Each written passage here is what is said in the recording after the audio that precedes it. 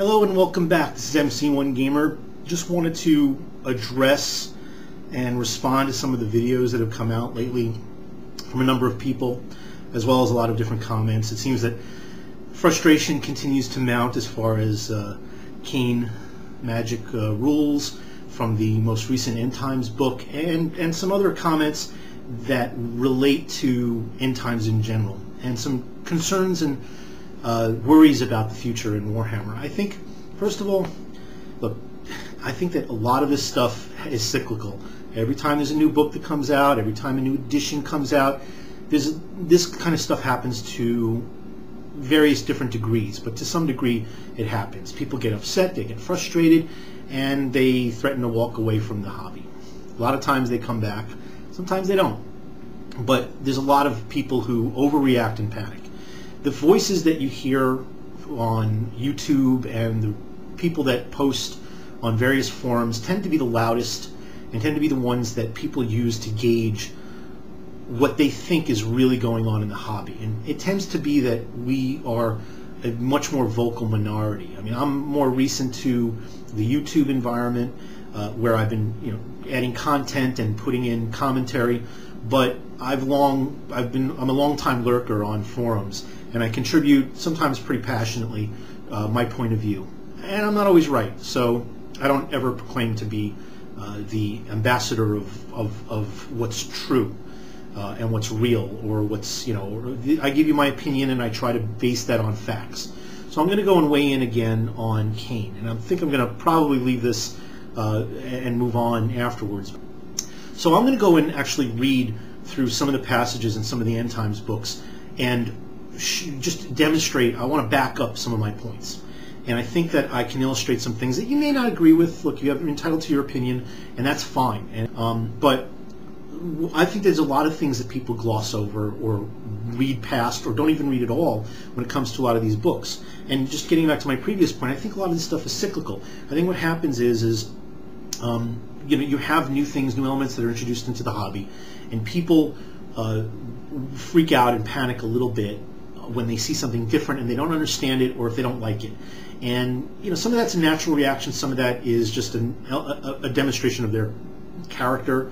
But I think it's natural for a lot of us to just take a step back and ponder it at least, and make a judgment based on what we know. And that judgment can evolve over time. I know mine has. And it hasn't been radically changed, but there have been some changes. And I know a lot of people look at End Times as just a supplement, just a storm of magic, just another a supplement of optional rules in Warhammer. That I railed against that myself early on because of the wording that is specifically put into the first book, the Nagash book. And I think I've been exonerated in some of my stance, because when it came to the FAQ 1.9, which I'm sure most people are aware of, anybody who's playing Warhammer is aware of any tidbit of FAQ that we get from GW, since it's pretty rare, few and far between now. But that one pretty much put a stamp on the fact that End Times is not just a fly-by-night type of a supplement. It's not something that is just going away. They actually said, without saying everything in this book is all standard Warhammer, which the wording in the book said that, and I made this comment, but they actually went out of their way to throw out an FAQ and say 50% Lords and Heroes and Lore of Undeath used by all armies. And that says a lot. That's a huge stamp of official approval for at least some of the rules for End Times for all standard Warhammer. And one of the videos, Lord Tremendous put up a video about Khaine magic. He didn't really address the fact that I'm going to get into, and I'll go down that road. But he did express that he likes it, and he's typically a pretty flexible guy when it comes to him and his group. When it comes to the changes in Warhammer, he rolls with it. He doesn't tend to freak out very much, and I think that's a pretty good way of handling things. And the other side of the coin, which I don't think it's as extreme as it might sound, but that's Anthony from the Sustainable Center, who the idea behind what he does is, I want to figure out what I need to do, because if I get into a game, I want to be able to address it. I want to be able to understand it. I'm not sure if he's read these books cover to cover. As a matter of fact, I'm pretty sure, because a lot of his questions that he's come up with are pointed out in specific sections of the book, but there are still so many ambiguities that his questions are extremely valid. And his point that he put up in his most recent video about the whole end times in general being just this chaotic influx of new source material that really puts you on unsteady ground when it comes to preparing for when you go to the game club throughout the week or to an organized event like a GT or even just a local tournament. He has a good point there, and that's pretty valid. And I think it may be appropriate for end times that it's all chaotic. But I wanted to bring to light some of the things that I've read, because I've really dove into these books and tried to read them very thoroughly and tried to get a really good grasp of what the rules are, what they're trying to get at. And look, this is I've always hated the debate of rules as written versus rules as intended, but there's a reason why there's a debate, and it's because these rules and these books tend to have conflicts, and they tend to have a range of interpretation that's just it's a little bit sloppy in its writing, and I'm a little bit of a gray area amongst them. So let me get to the point. I'm going to substantiate. I'm going to support these points rather with passages. I mean, I have my digital copies up, and I'm going to go through various different passages of the books. I'll give you the overriding theme of what I'm getting at.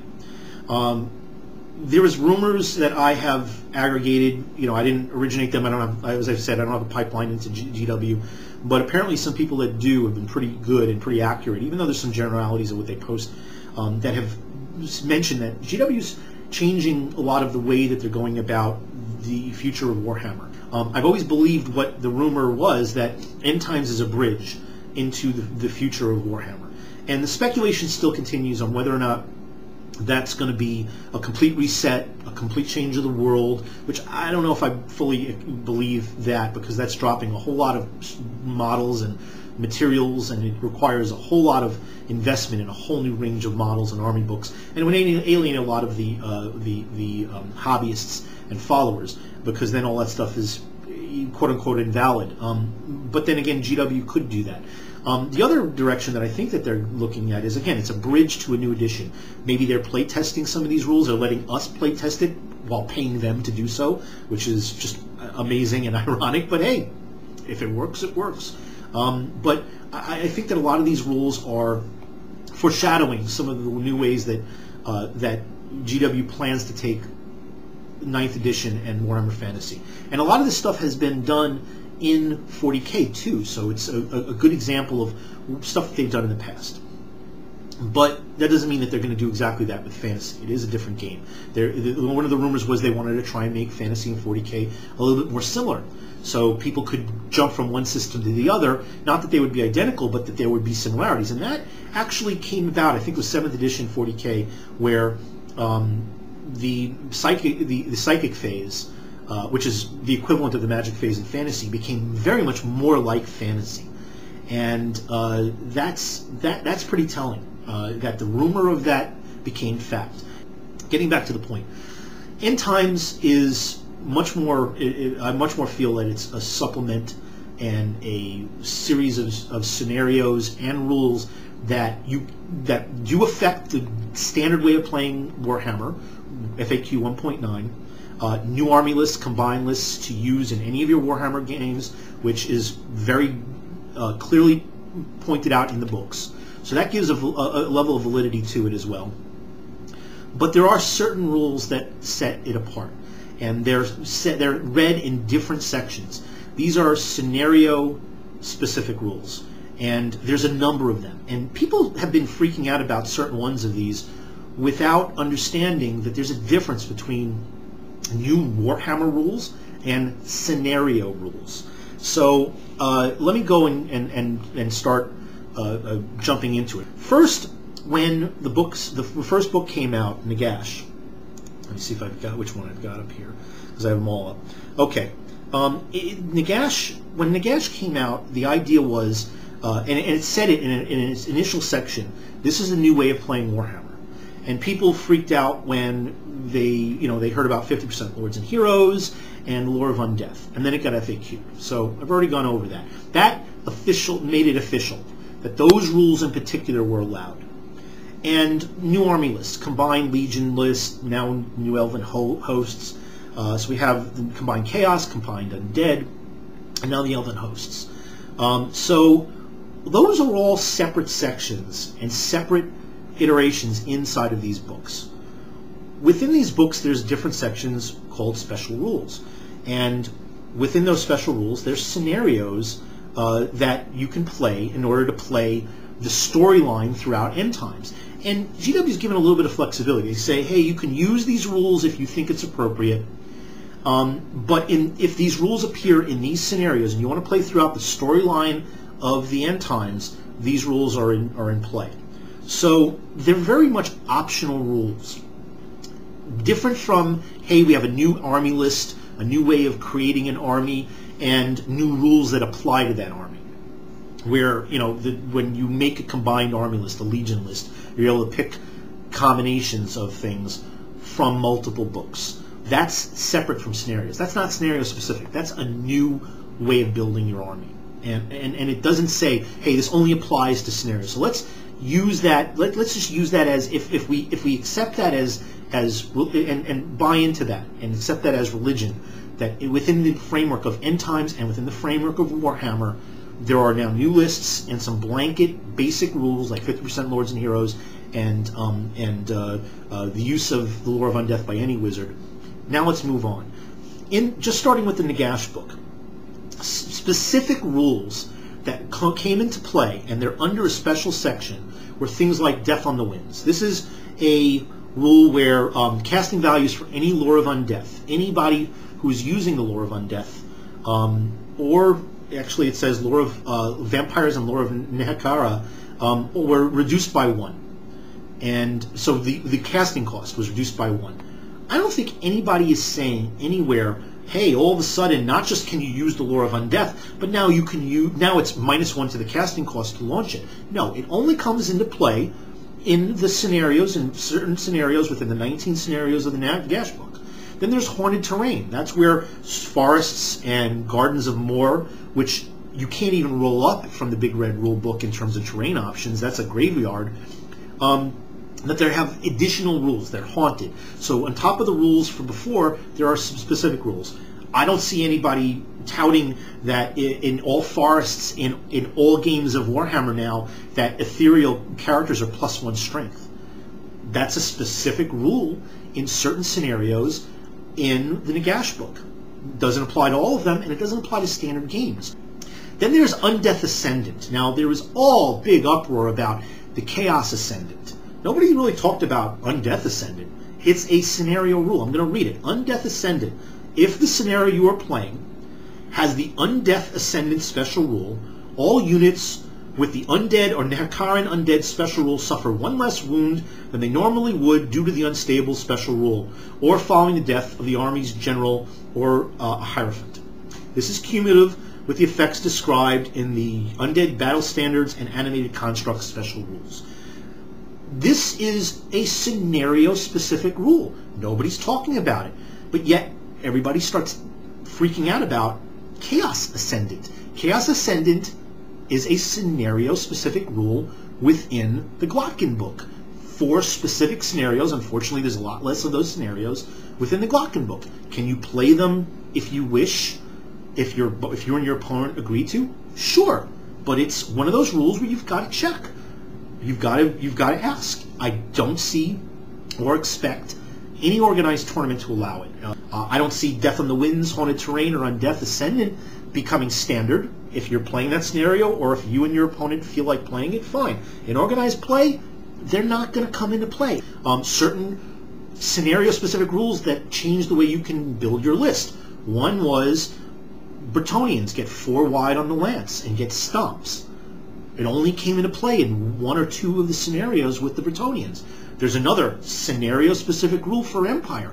All characters and champions were considered to have blessed weapons, so they all were counted as magical.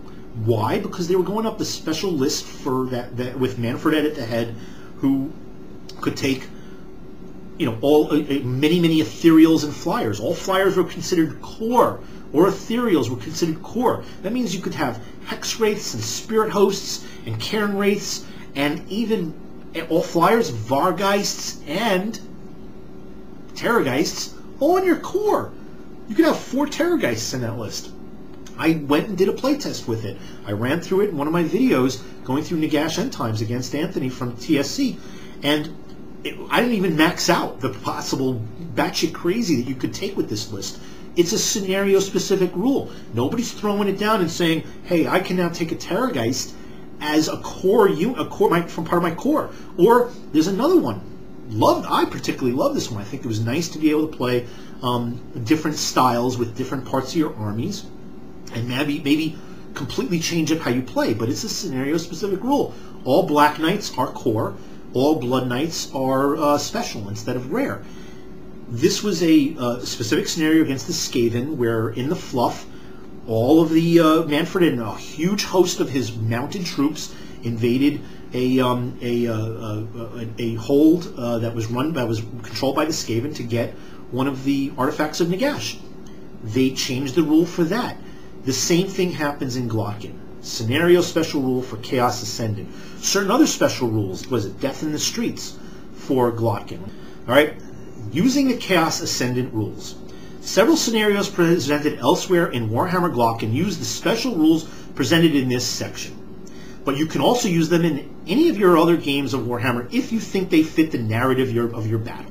So it's an option. If you guys want to play it, play it. If you and your opponent agree to it, play it. Have at it. They say that in a couple of these areas. All right, it says if you are playing the scenarios from this book, and the scenario lists Chaos Ascension in its special rules, then all the following rules apply in this section. All the rules presented in this section apply. Now let's talk about Khaine. And Khaine brings similar verbiage, but more verbiage. Several of the scenarios take place upon battlefields with where the very air itself is suffused with magic. Okay, let's just be very clear. Several of the scenarios take place upon battlefields where the very air itself is suffused with magic, allowing wizards to cast more spells and to attempt to cast spells that would be otherwise have been difficult, if not impossible, for them to use. I think they're referring in this case to the end time spells, not to standard spells that now you can rapid fire and pew pew out. Rather than include these rules for this in the scenario-specific rules, we have put them in their own rules section called the Magic of End Times. Okay, so what they're saying is rather than continue to duplicate them again and again and again, we're just going to put a section, and you can refer back to this section. We're going to print it once, and then we're going to identify it in the scenarios when they come into play. Some of the scenarios require the use of these rules, and you can use them in any other game that you play when it feels appropriate, or just because it sounds like it would be fun! Exclamation point. Okay, so again, use them in the scenarios in this book. If you want to use them otherwise, use them. They're different from new standard Warhammer rules that End Times has introduced. These don't apply. The magic in Khaine is specific to scenarios and optional otherwise. So going further, the Magic of End Times rules also include an End Times spell for each lore of magic. Okay, and it goes on to talk about how these specific End Times spells are part of the Magic of End Times scenario special rules, where wizards of level 3 or higher can take them. They can't be dispelled, those specific ones. And then there are fulcrums. Again, part of Magic of End Times rules within the scenarios of Khaine. Okay, as you can see, this book represents much more than just a selection of scenarios and the special rules to go with them. Instead, you should think of it as a toolbox from which you can pick and choose what to use in any games of Warhammer that you play. Whether used on its own or whether combined with other books in the End Times series, it will ensure that your games of Warhammer will never be quite the same again. Well, they're right in that. It's never going to be quite the same again. But again, it alludes to the fact that there is a separation between the two. I know I'm sounding like a broken record, but I want to indicate where these things where these things come into play. When they talk about how to use this book, very specific section, then it goes to the next part, which is Khaine narrative battles. And in there, it talks about scenario special rules. Okay, so let's go and see what it says again. Most narrative scenarios will have one or more special rules that help to represent certain unique aspects to the battle that the scenario recreates. In most cases, these special rules are fully described in the body of the scenario itself, but in some cases, a narrative scenario will use special rules found elsewhere in this book. The rules for the Magic of End Times can be found on page 8 of this book, whilst the rules for Arcane Fulcrums can be found on page 10. We recommend that you familiarize yourself with them before playing the relevant scenario. So let's take a look at some of the scenarios. It goes on to chapter 1, where it said, hey, we're going to make a new chapter. Refer to this when you see the scenario-specific rules. Which, by the way, it does say within Khaine Magic, and I know this was a question, if with the recasting, whether you dispel it or you just have to achieve the minimal casting cost, I'm not going to get into that debate. I think you just need to achieve the minimal casting cost. But I will say, after hearing all of the reviews and seeing all the battle reports, I would rather it be the more restrictive way. But it does, one thing that was a question that people had posed, and again, I don't think that this is people that are reading these books very thoroughly. It does say in a specific section that if you cast any version of the spell, the boosted version or the regular version, and it fails, whatever your interpretation of failure is, you can't cast that spell at all again. Okay, so you can't take you can't attempt a boosted version at 20 or 24 or 26 or whatever it is casting cost, fail it, and then go and try and cast the cheaper version and try and rapid fire that one out.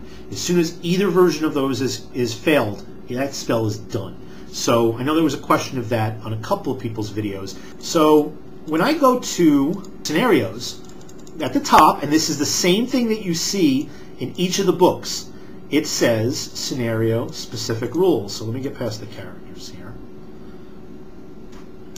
And at the top, it'll show what you can use in this particular scenario. So here we go. So in the first one, Battle of Moonspire, okay, it says what armies you can take, and here we go. Scenario specific rules. Magic of the End Times, page 8. That's very clear to me that just like in when it comes to the Nagash book, Fall of Heldenhound. Scenario specific rules. Death on the Winds, Undeath Ascendant. These are not standard blanket rules for all of Warhammer. That's what I believe Khaine Magic is. It's a scenario special rule within End Times. So whatever your view of End Times is, whether you like it or you don't, whether you think it's just another hyped up Storm Magic on crack, or if you think of it as somewhat, there are some rules here that change Warhammer, that are new, accepted rules of Warhammer, and then within the framework of the game, there are a whole series of optional rules that you can insert into your games with, based on agreement between the players, or based on if you're recreating the storyline throughout the games and you're playing through the scenarios. It makes things a whole lot less stressful. So let's go and talk about some of the bullet points of when the Magic of End Times rules is in play. Okay, using the Magic of End Times. All right, so let's read this verbatim. This section updates the rules for Magic in games of Warhammer in order to reflect the changes that have taken place during the End Times. All right, the Magic of End Times rules must be used instead of the rules from the Warhammer rulebook if any of the following conditions apply. Magic of the End Times is listed as a special rule for a scenario. First bullet, okay? First bullet in this explanation. If it's listed in the special scenario as a special rule, play it. If either player is fielding an army chosen using an Elven Host army list from this book. Alright, so if somebody is playing now the Elven Host, which is like the combined army books, the Legion's equivalent for elves, that this is a marriage between the two. And so, which kind of sucks. I think that's I hate the bullet, but that's what it says. But then again, you use it or you don't. You don't have to. So if somebody wants to play Elven Hosts and they hate the Khaine Magic, put it by the wayside. Have fun. The next one. If either player is using a unit from the new armies and unit section of this book, I don't understand why this bullet is necessary. This is, again, one of those things where it's like, hello, GW, proofread. Bullet 2 and bullet 3 are the same thing.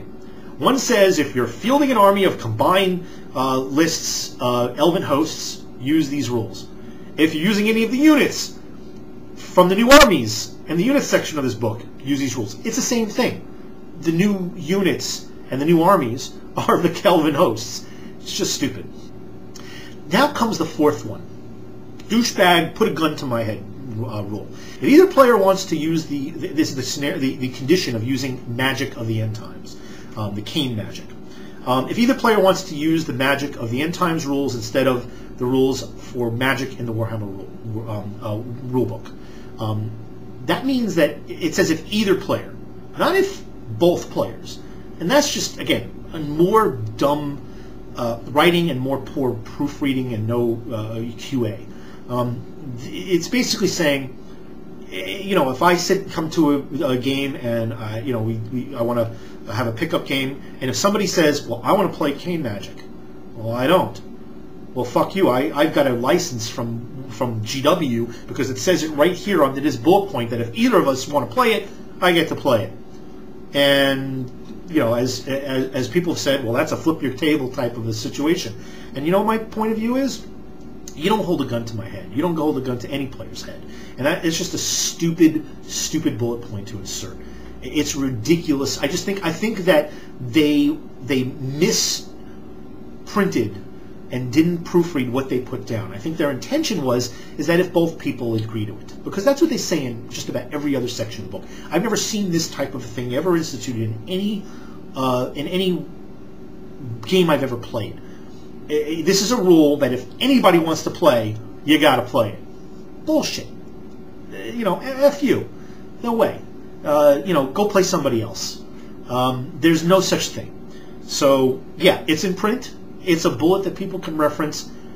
Is it holding a gun to your head? No. This is a game where you play as you wish. And if you don't like it, you don't play. You don't play. You don't go to that tournament. You don't play with that person. You don't go to that game club. And then everything is good and everything is rosy. Okay? Then you don't have to have the stress. Now I will say, with all that in mind, and I know people have different points of view about that, but that's how I look at it. I mean, I know it's there in print. I know that I'm using the text to substantiate all my arguments, and then I'm giving you my point of view. But I think that's something that's just ludicrous. And if something is that ludicrous that kills your fun just by the basic concept of you have to play this because I want to play it, well, I don't have to play it. I don't have to play you. I don't have to play this at all. I can go somewhere else. I can take my kickball and go home. This is not a job. This is not a requirement. Nobody's forcing you to do these things. You play what you want to play and where you want to play and how you want to play. And if there's an organized event or a group of people that have a different style, you find somebody else to play with, or you opt out. Yeah, that's an unfortunate side effect, and it's just something that we're going to have to work out and I've said this again and again, until a 9th edition book is released, or until these individual FAQs are released. This will be a debate. I'm throwing out these particular things, and they can be argued. People are going to have differing points of view and different interpretations, and that's fine. This is what I believe. And I'm entitled to my beliefs just like you are. But in the end, I think that we should just, calm down and relax. Try and enjoy the end times ride. And if you're not if you're not taking that ride, this won't affect you. Because just like any other situation where a new edition is looming on the horizon, it's going to be something that you're going to buy into when that happens. And if you want to sit out on end times, sit out on end times. And if you're worried about the competitive scene, again, yes, it's a little bit of a burden, a little bit of a headache, maybe a lot of a headache, because can I now play with my toys that I just spent a ton of money with, and a month painting? I'm still in the process of painting a gash, and he's not even finished, and I'm going to put him on the shelf for a while. Will I get to play him again at night? That's a question I have to ask. Spent nearly $100 on it, and a month and a half painting it up.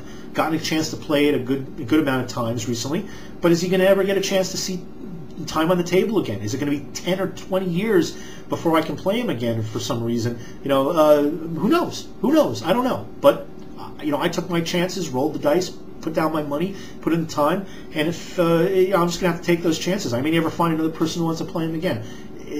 I think that's just the way it goes. Could that be the same thing with Malekith, the 1,000-point behemoth, or the Glocken characters, or Karl Franz Ascended? Could be the same thing. I don't think that they're any different. Those are the super heavyweight crazies currently of Warhammer, and they're very powerful and they're very game-changing for different reasons each. I just don't see that they should be a controversy. But that's the way this works. You're buying these books. You could be spending a lot of money. I think, agreed, GW is probably releasing them way too quickly. But I think they want to get them out because it's an opportunity just to make money. And then I think this is going to be that bridge for the 9th edition. I think it's a real drain on people's wallets. I'm worried that this might be a continuing trend. But we'll have to see. We're not going to know until 9th edition comes out. So everybody, please, just relax and take the ride the wave, or sit out and play business as usual, and let's just have fun with the hobby. But let's not make proclamations or freak out and scream and howl at the sky and rip our hair out about these things. Let's see how this turns out, because no one should ever, except for that put a gun to your head douchebag rule. No one's putting a gun to your head, and this is about fun. So it's not a job. The idea is that this is a game. It's a game. It's a hobby. So let's enjoy it, and I hope you take some of my comments to heart. I hope it resonates with some people. If it doesn't, I don't hold it against you. And feel free to comment in the sections below about your own opinions. And I will see you on the next video. Everybody have a great day.